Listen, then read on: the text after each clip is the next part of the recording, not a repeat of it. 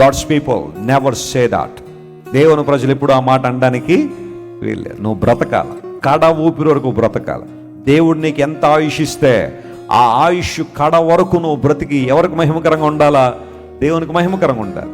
అపోస్తలుడైన పౌలు అంటాడు, నా జీవితం ద్వారానే కాదు, నా మరణం ద్వారా కూడా నా దేవునికి ఏం రావాలా? మహిమ రావాలన్నాడు. మరణం ద్వారా మహిమ రావడం ఏంటి?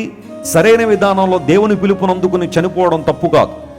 మరణం మనల్ని నిత్యత్వానికి తీసుకెళ్లే ఒక సింహద్వారం లాంటిది.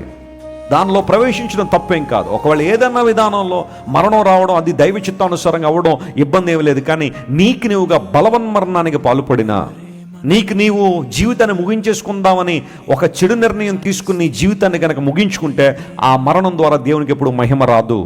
ఆ మరణం గురించి విన్న వాళ్ళందరికీ టెన్షన్ వస్తుంది, కలవరం వస్తుంది, భయపడతారు. ఎందుకోసం అంటే అది సరైన విధానంలో జరగల. దేవుని కార్యాల కోసం నువ్వు సిద్ధపడాలా. కడ ఊపిరి వరకు యేసయ్య కోసం బ్రతకాల, ఆయన మహిమ కొరకు జీవించాలా. ఆయన మన కొరకు ప్రాణం పెట్టాడు కాబట్టి మనం ప్రాణం పోయేంత వరకు ఎవరి కోసం బ్రతకాలా? యేసయ్య కోసం బ్రతకాల.